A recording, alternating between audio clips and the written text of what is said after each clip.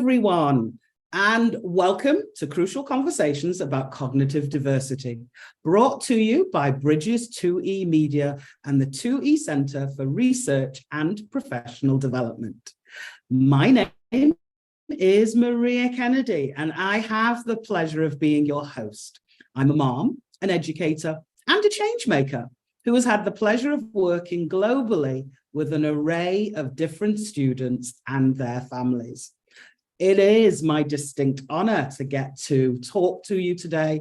I have an amazing guest. He's one of my favorite people on the entire planet. But before we get started, let's think about, it's August. Can you believe it? I mean, where did summer go? I had the pleasure of popping home for the summer. So I went back to sunny old England. It wasn't so sunny. It rained every single day, which was very novel for me since it doesn't rain here in sunny California where I live. But I was fortunate to spend time with my family and my friends. And so doing that, I think, is definitely the most rewarding and satisfying thing to do with your summer. So, like I said, I've got lots to share. One of the things that I want you to check out is our Variations magazine. It is a wealth of information for parents, and the title is Choose Your Own Parenting Adventure. To get hold of this, it is free, it is digital, and if you register at 2enews.com, then you can download it for free. I also have another freebie for you. There's a chance to win one of the set of Dr. Dan's 2 Warrior to Warrior books. The first one is a guide for conquering your fears. So that's aimed at parents. And then for the little warrior, how to make the warrior a warrior, a guide to conquering your child's fears. So stay tuned. Listen out for the question, and at the end, you'll get an opportunity to answer the question. So you'll type in your answer, and then we'll just draw a name out of the hat. So today's topic then is one that's very close to probably everybody's hearts, as our summer is now or is slowly disappearing, and we have to get ready for going back to school. If, like me, you had a summer break, then it was go back to work. And even for university and college students, this can be a really stressful time. So Dr. Dan, my amazing guest, is going to help us tackle that anxiety, that worry, that fear. It's going to give us some tips and help us transition back to the stress of school and work, but back without too much stress. So it is my absolute delight to welcome the most amazing psychologist that I know, Dr. Dan Peters. So Dr. Dan, please turn on your camera and introduce yourself. Thank you, Maria. What an introduction. Man, from the music to your voice to the words, I'm filled up. So good to be here with you and the community that we all share, work with, and an infinity for. So I'm really happy to be here to help kick off the school year. And now I need to say a little something about myself, right? Yes, okay. I'm Dan Peters. I am a psychologist, co-founder and executive director of Summit Center, where we are both in Northern California and in Southern California. I am also a father of these individuals, a husband, an author, written some books, and a podcast host, where I share in this wonderful format, disseminating information for free. And I think that's it. That's good for starters. I think so too. I think it is. It's an awful lot that you do, and we truly are grateful. There are several amazing people who are helping our community, and you are at the top of my list for amazing people. I could talk to you all day. Yeah, likewise. So, Dr. Dan, so you're a father, you're a parent, you work with our community, but what prompted you to get involved in exploring anxiety? Because you are my anxiety expert. Well, this is actually the story is very like foundational to how I got into the gifted and twice exceptional world, was through anxiety. And so several years ago, when I had a practice in Napa, California, I received a message from, I think we did have email by then, but I can't remember if it was email or phone. This was way back. I got a message from a mother who was also a licensed clinical social worker, who was is a parent of two profoundly gifted kids. And she said she had got my name because she heard that I had had success with the school district, helping them understand how anxiety manifests as behavior. Nice. And to look at it through the anxiety realm instead of the behavior problemed realm. And that she works with a subset of kids who were designated as gifted, who were dealing with mental health issues, depression and anxiety.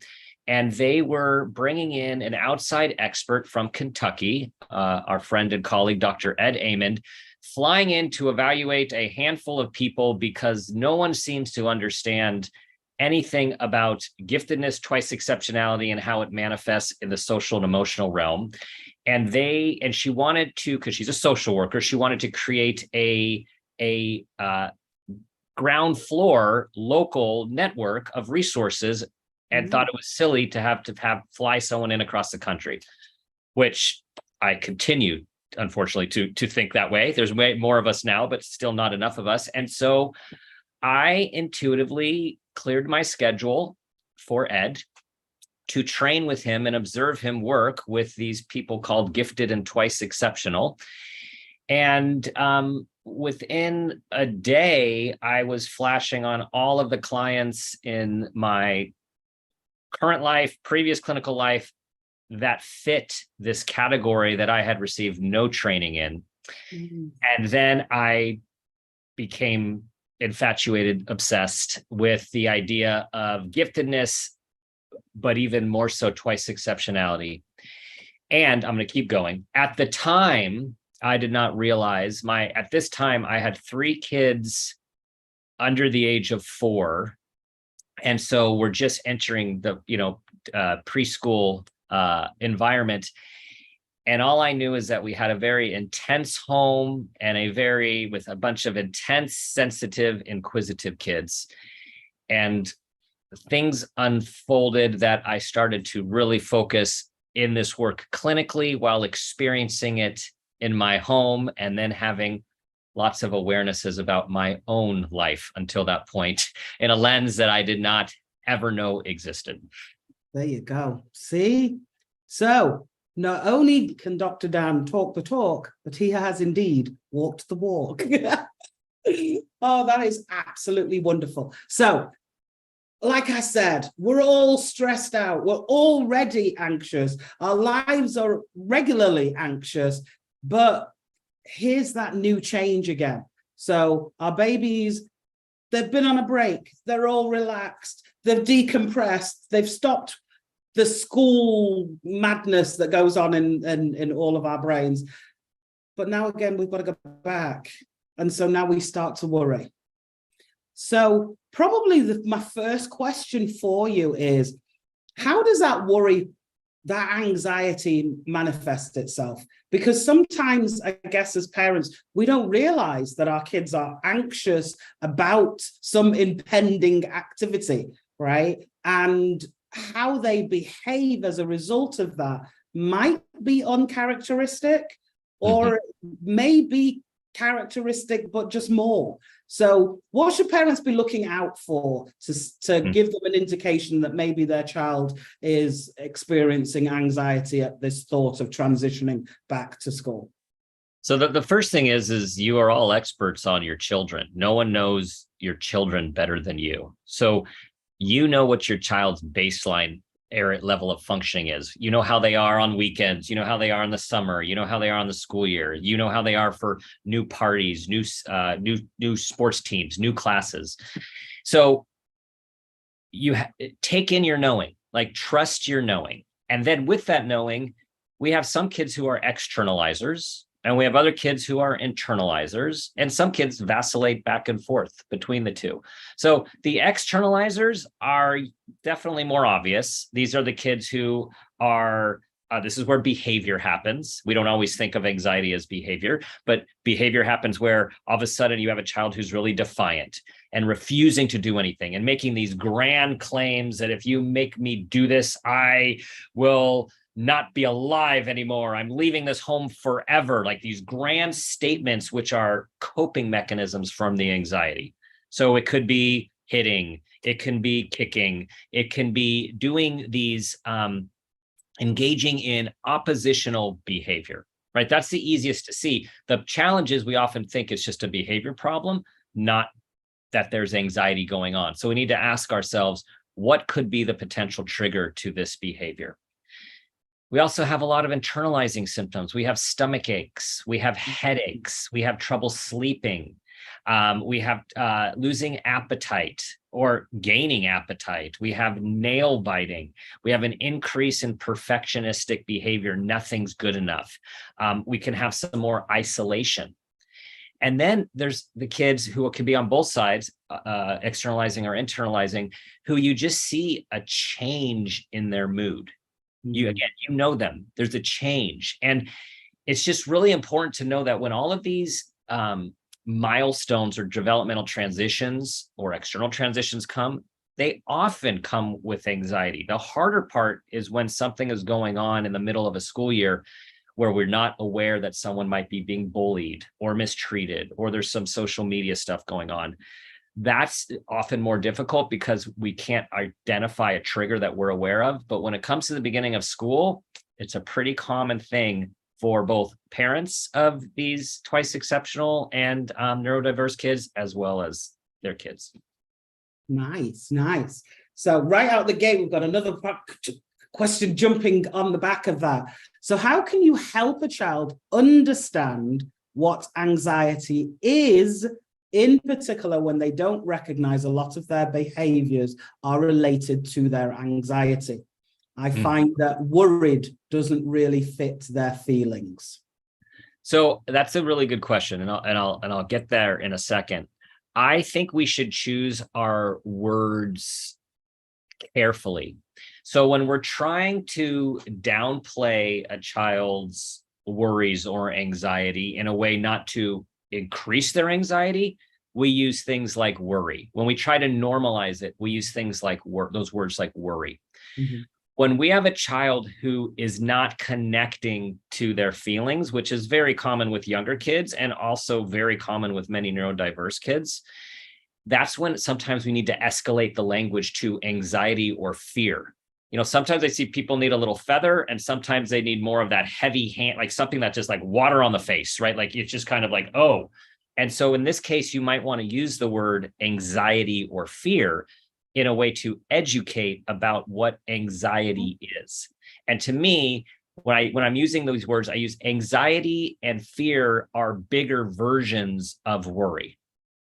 And so when we're trying to connect the dots, and this is just honestly how my book came about was I was giving lots of talks, and then people were saying, well, can we buy your book?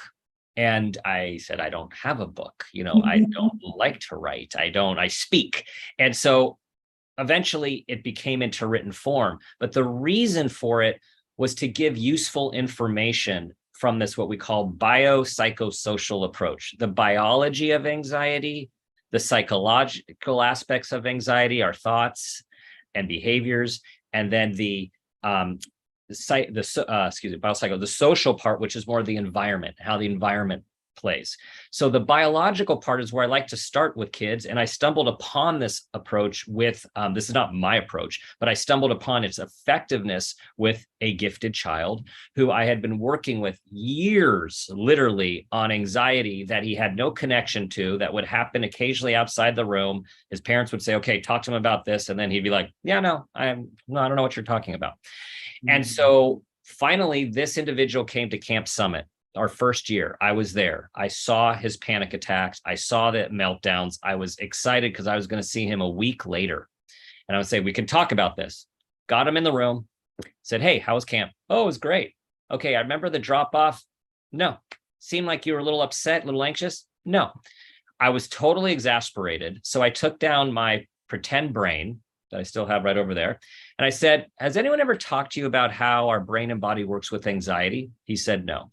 So I explained to him about the fight and flight response, how we have an amygdala, a little almond is in the middle of our brain, our fear center in our limbic system, and it is designed to keep us alive.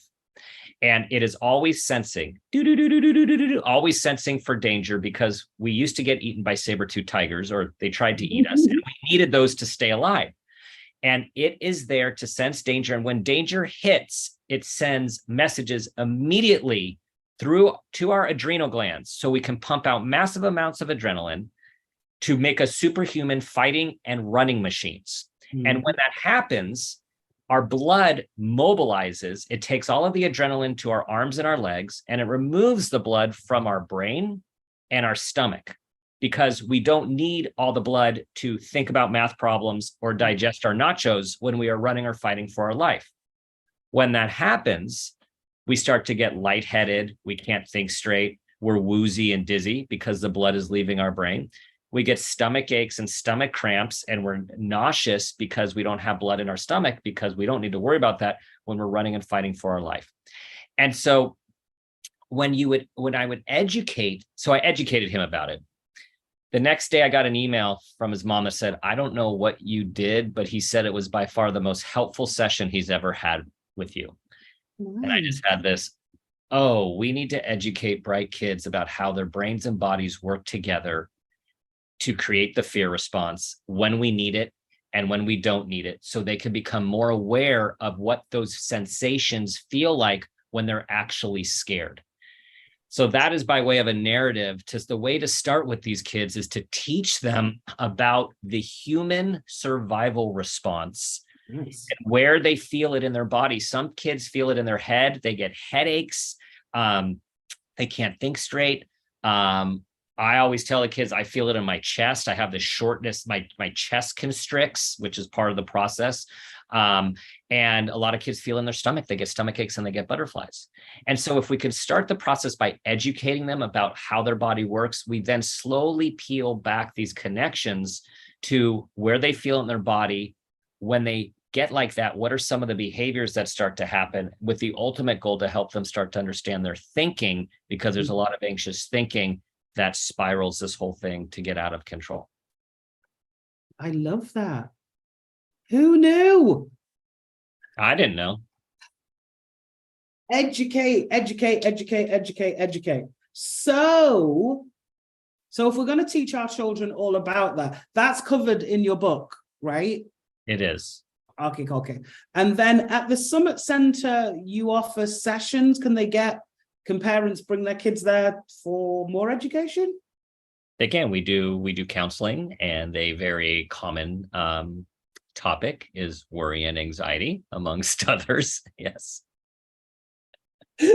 My life is full of worry. My mother was the world's worst worrier. I tell you, my mother worried about every single thing. So she was the world's best worrier. I don't know, because she'd stress me out with her worry. Yeah, I understand that. So you talk about fight or flight.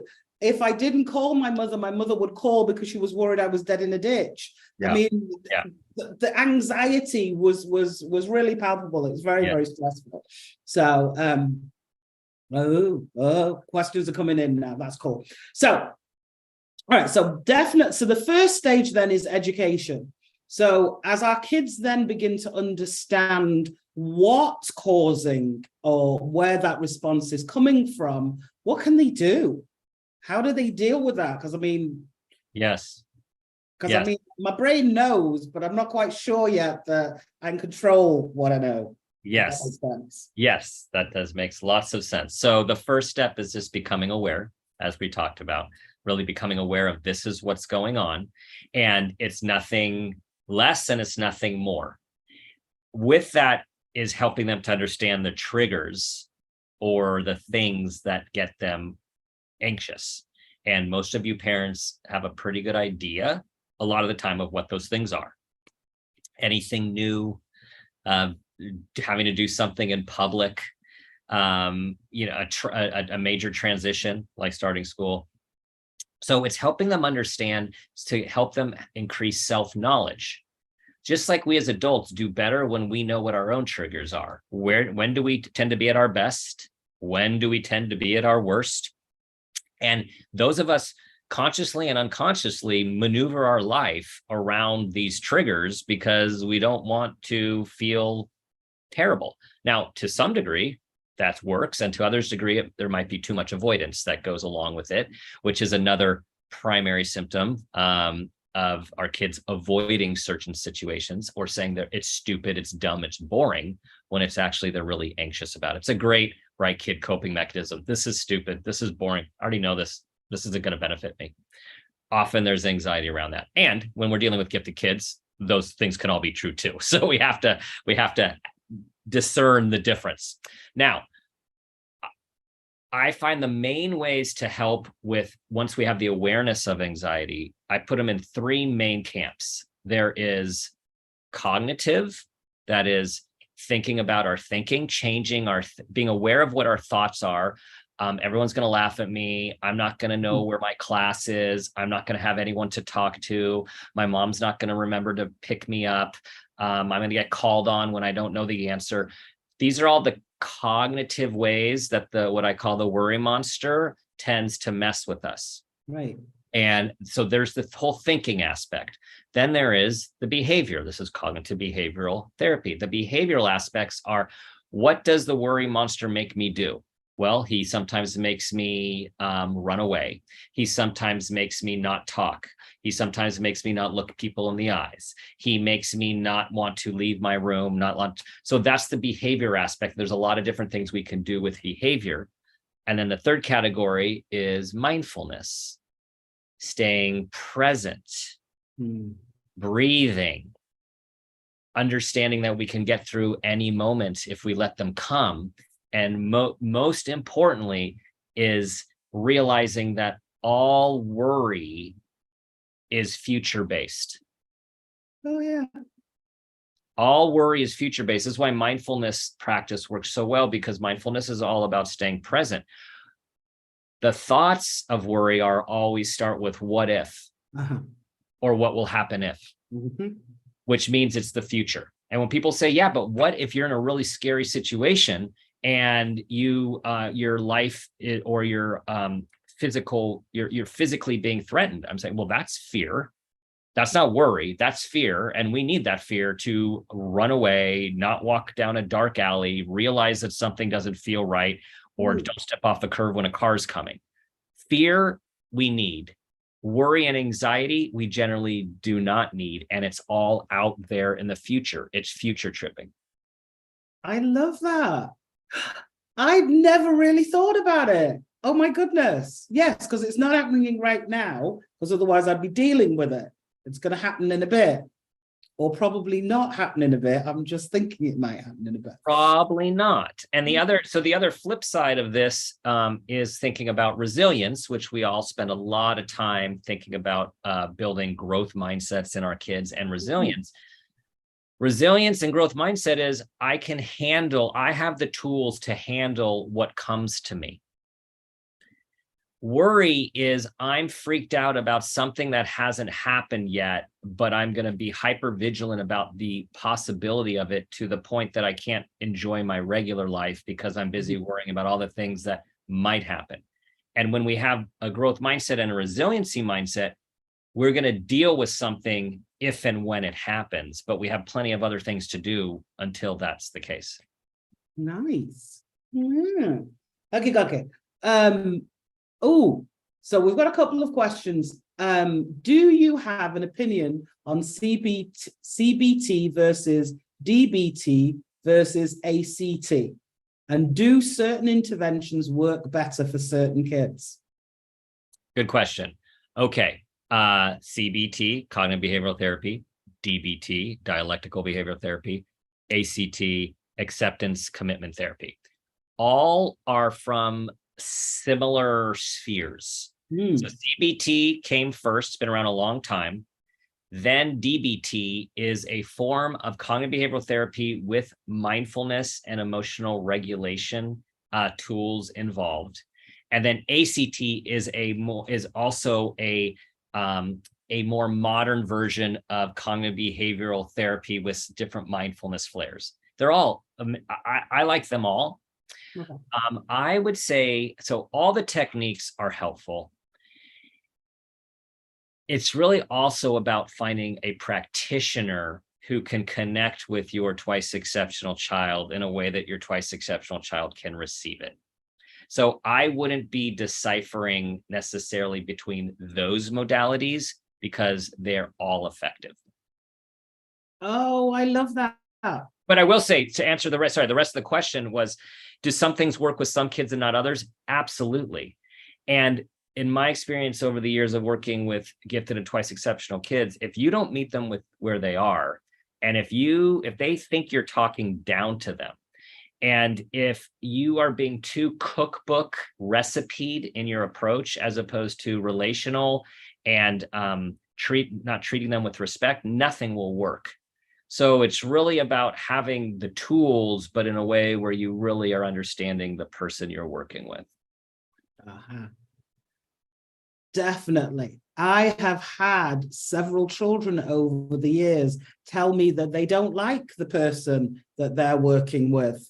And as a result, I've seen how it's not gone the way that the parents want it to go. So I think it's wonderful that we're reminding parents that possibly talk to your child too, because if they don't like the person, it's probably going to be a problem for them to even open up and confide in them at all. A short question. Which book is Dr. Dan's book that explains anxiety and what's happening to the brain? So both of them have descriptions.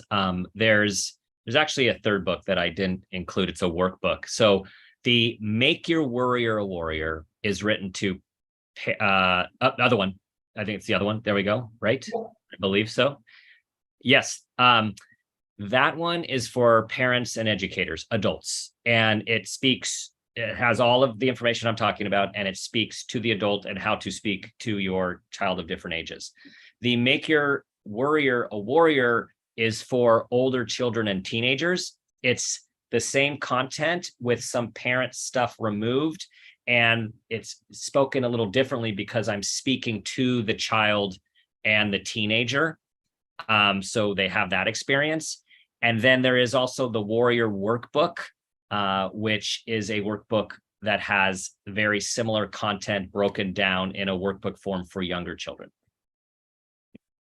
So, and John's just popped the link in so that you can get all of Dr. Dan's books because they are amazing and you definitely need to read them. So, another question. Dr. Dan, tips on helping 11-year-old build awareness in his body about how it feels when they are dysregulated from overwhelm or stress response. Mm-hmm. I like the approach of being investigators or researchers and doing a collaborative research project with yourself and your child and any other family members who it might make sense to bring it in a familial sort of way, where we talk about, again, in a very normative way, how our body experiences lots of different emotions. And one of the emotions, which is very strong and an emotion we need, is the worry and fear response. but sometimes it hijacks us, and everyone experiences it differently.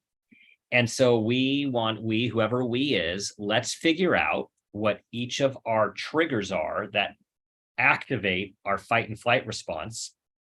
And then let's try to determine where we feel it in our body. And you do these during the calm times, and you try to take some guesses. All right, let's take some guesses why we're feeling fine. And then you get to model where you think you feel it as an older person with more life experience and wisdom. And then you say, and here's what we're going to do. Once there's a situation where you think you're feeling worried or anxious, let me know so I can take notes for our experiment.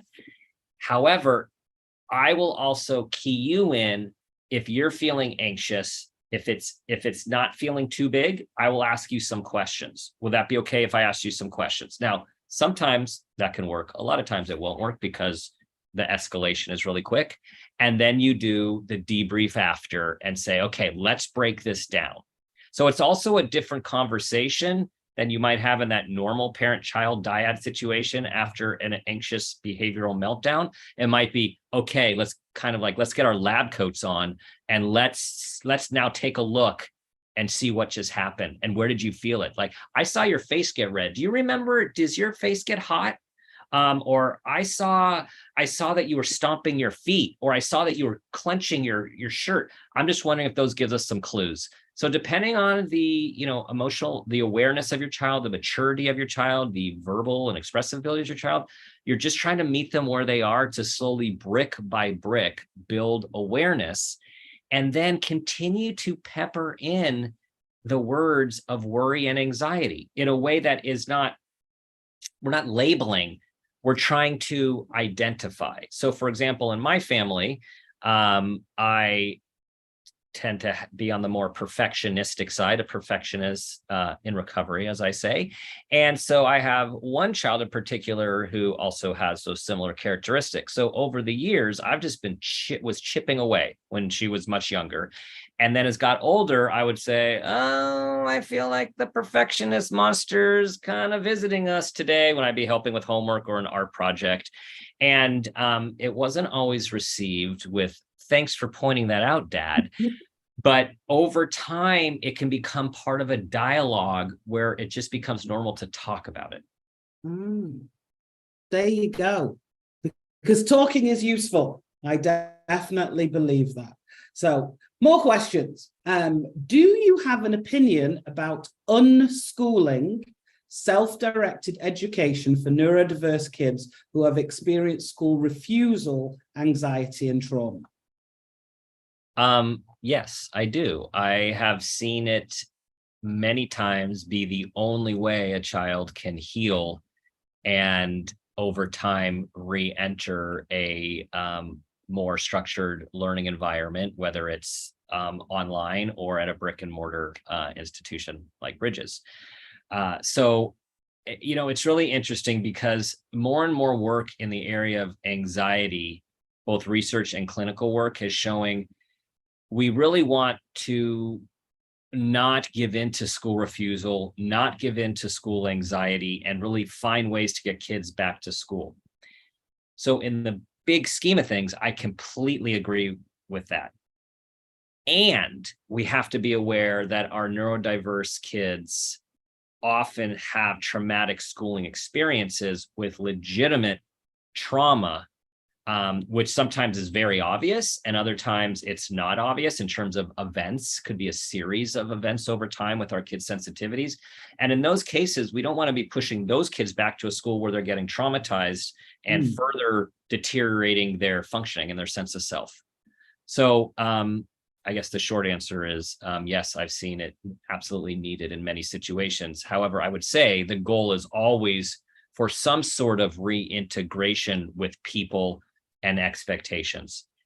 And I am a big fan of the autonomous learner model and know that many gifted and twice exceptional kids can be very autonomous learners. Cool. But definitely investigating the environment in which the trauma is happening in order to find out if there's anything that can be done to make going back there a good thing, or creating a new environment with any of those above. Okay, Yes. I love it, love it, love it. So, what do you think about the prevalence of exposure therapy for anxiety with 2E kids? I find that my 2E son doesn't respond well to exposure to what he's anxious about, school, for example, because when he feels trapped and goes, because then he feels trapped and goes right into fight or flight. He needs to feel fully autonomous and able to choose when he's able to handle something or not, to be able to build up the resilience he needs to try again. But so many think continued exposure, despite major dysregulation, is the only way to do it. What do you think? Thank you. Yeah, that's a very good nuanced question. So what's interesting again about my experience of working with gifted and twice exceptional kids and raising them over the years is what works for most doesn't always work for these kids. And so my approach, both as a parent and as a practitioner, has always been to first go with what works for most. And if it's not working, tweak it. And if it's still not working, tweak it again and tweak it more and more and more. And so I think this is one of those situations where the classic traditional exposure is actually not only not helping, but at times can make things worse. There's another, we're hearing more and more about this term PDA, pathological demand avoidance, which basically is where a child or an individual of any age won't do what they're being told to do, and they need a lot of choice. Mm-hmm. Outside of that label, I've always found that gifted and twice exceptional kids need lots of choice, more like an adult. And us adults don't like when kids need so much choice because they're just supposed to listen to us and go with the program. But it's not how it works for these people. So in this good example, I think this is one of those situations where, yes, on paper, this approach is the research-based approach to dealing with phobias, anxiety, and school avoidance. But if it's not working for the child, we still need to have a conceptual frame of how we're going to help him grow. But that might have to be different. It might have to be with far more choice, far more looser boundaries than maybe anyone initially feels comfortable with the ultimate goal of getting him to be able to feel more comfortable. Nice. Nice. Yes, because I love that you said it doesn't work for everybody, because that's one of the things that we talk about our population is that even if they're twins, they're still not the same. So, right. So there is no one shoe fits all way to solve all of our problems. So that's wonderful. Thank you. What would you suggest about healing the trauma just referenced related to school experience? My kid is similar to the one above. They feel re-traumatized even by talking about it. Mm-hmm. Well, and this gets to the different theories behind healing from trauma in general, from post-traumatic stress, right? And there's some schools of thought that for years have talked about we go and we work and process through the trauma itself, which can work for some people. And there's another school that really talks about we don't want to re-traumatize by living through the trauma. We want to build resiliency. We want to build back resources. We want to build back a sense of safety and a sense of confidence and competence in the world, because trauma can strip all of that from us. Yeah. And so I think we're in that category from what it sounds like, which is let's find ways to build him or her back up.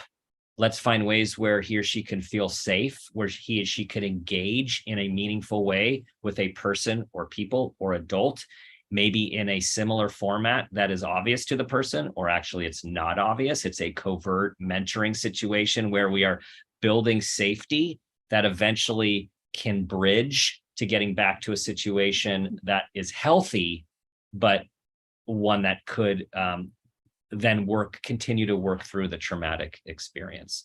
I think, again, the kids always tell us and show us where they're at.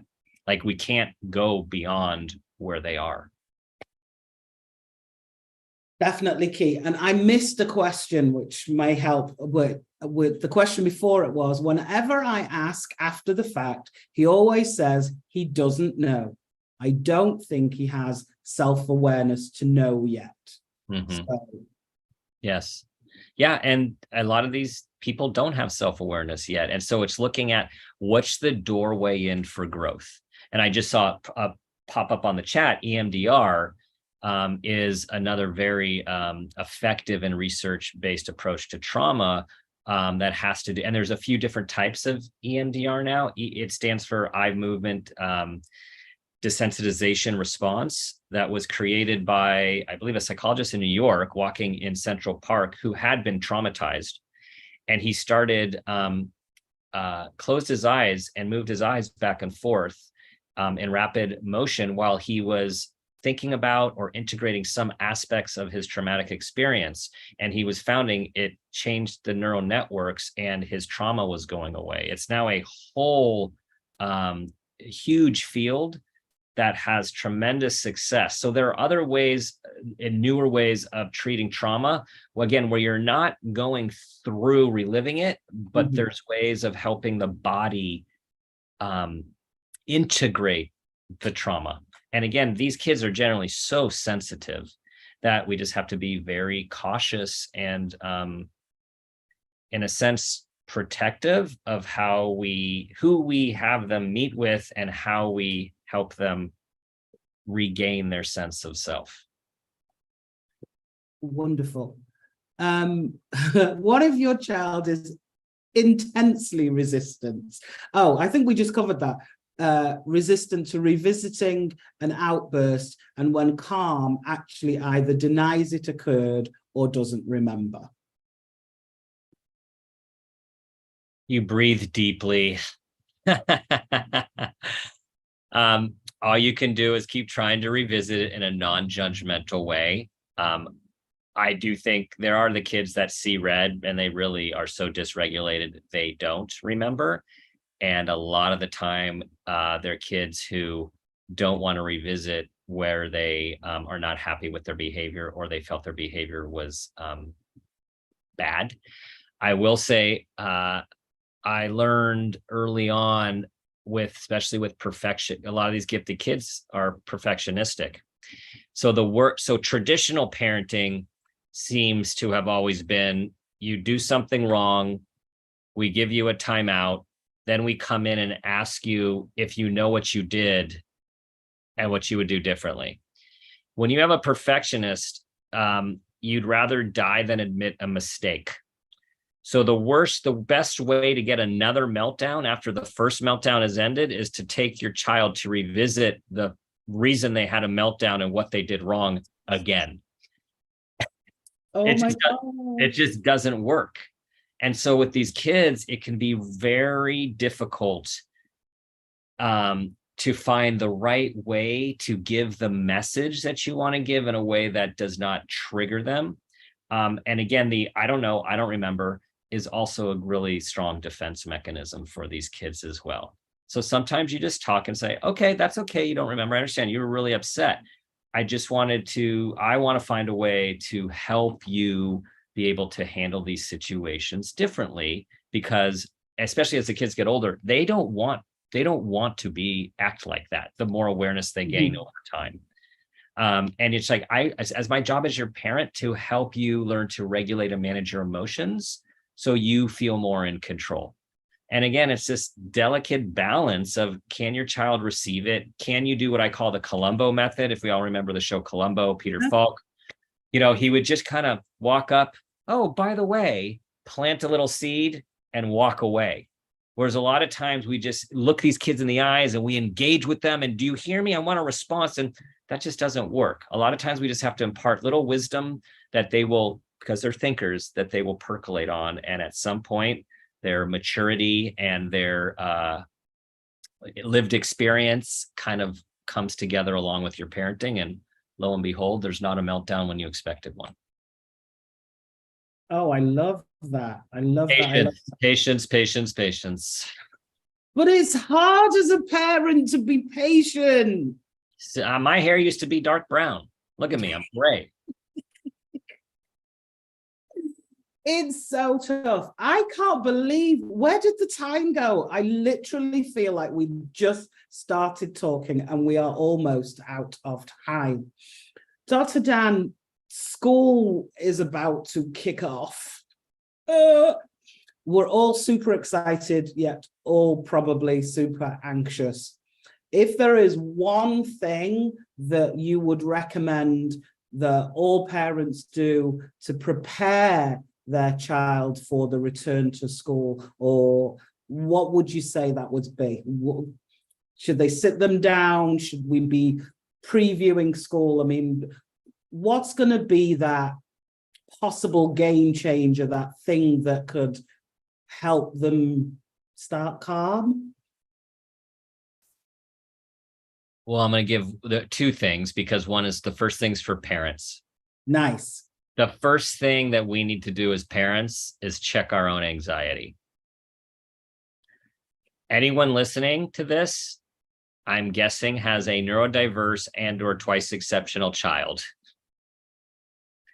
which means you are accustomed to some pretty stressful and challenging situations, either at the beginning of school or throughout the school year, because unfortunately, these kids are often not understood, and often the educational environment is not set up to understand them and educate them in the way they learn and in the way they process information. So we are likely, as parents, have some anxiety. Our kids are hypersensitive, so even if we could control what we're saying, they do pick up on it. They will sense it. However, we also need to be very aware of what we say to them about school in a way that we're not asking them questions to make us feel better. We want the questions, which are going to be short and sweet, to take a temperature, to be about them. And so it's something like, so I like to do something like this. So, school's starting in 7 days.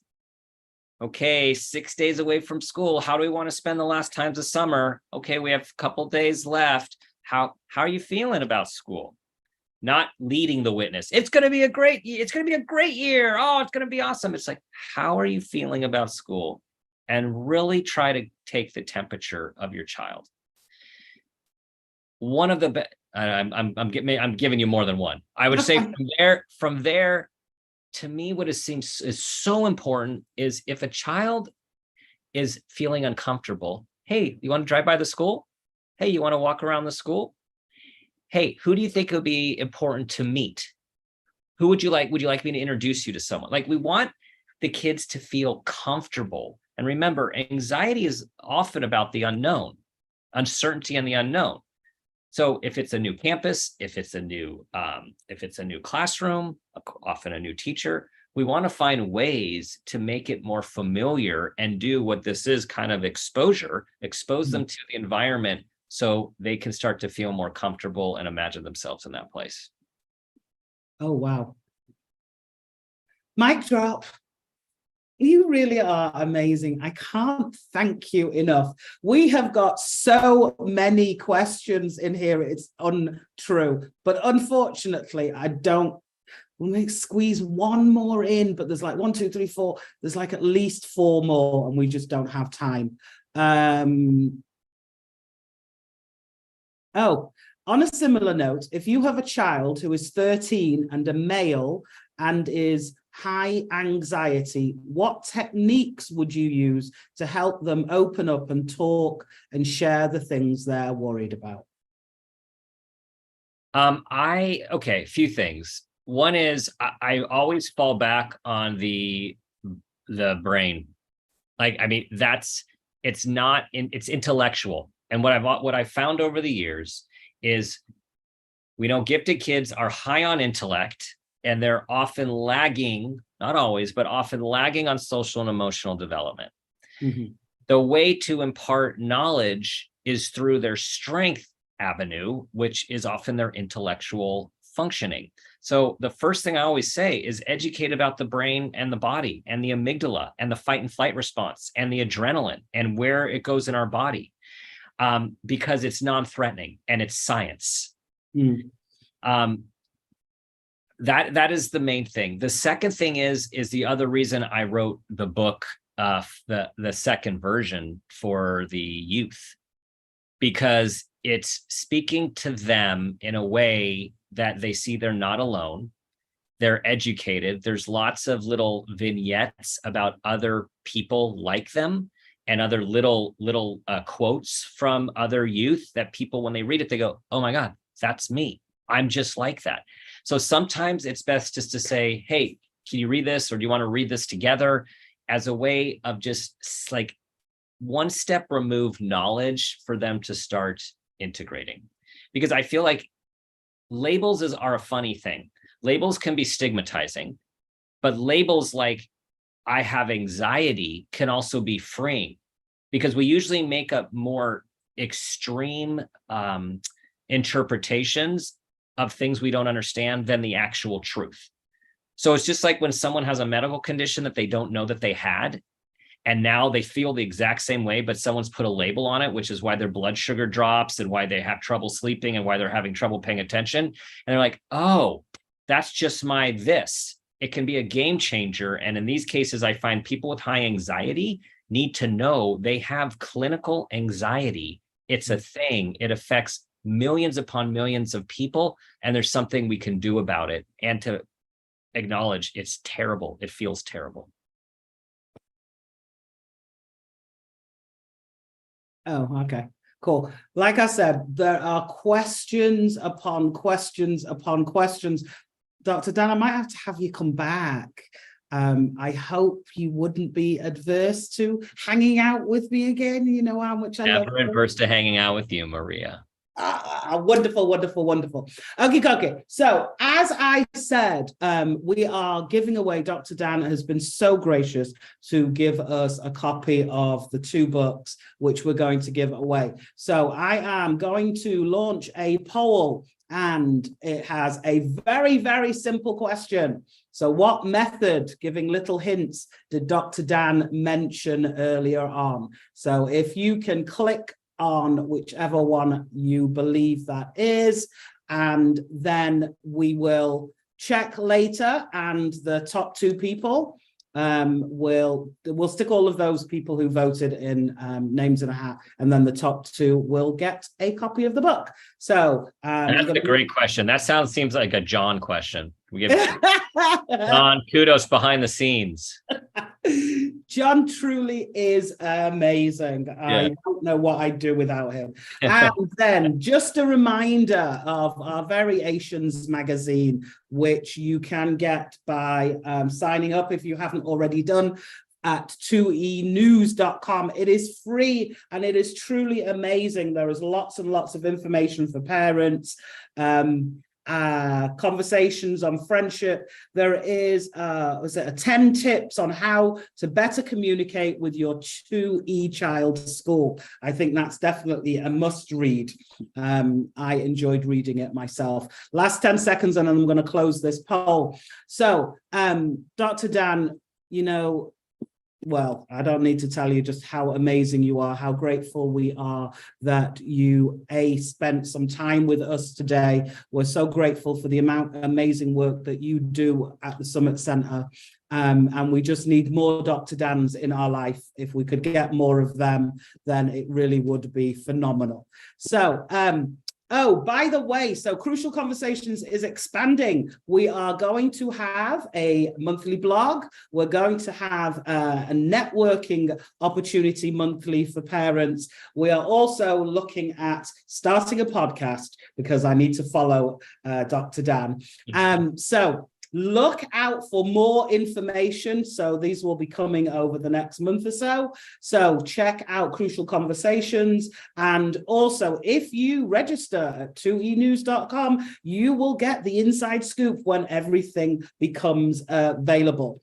So Next month, I will have the O'Kelly Lab, who will be talking about the evolving 2E journey. This season, we're doing a big focus for parents. So lots and lots of questions that we're hoping to answer for you. Thank you all so much for tuning in. Please continue to share your questions with me. Please email me at crucialconversations.com or my personal maria.kennedy@bridges.edu.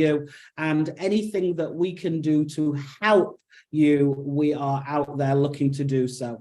I have to say a special thanks to the maestro behind the scenes, the Mr. Amazing John Baum, because without his tireless work, none of this would actually ever happen.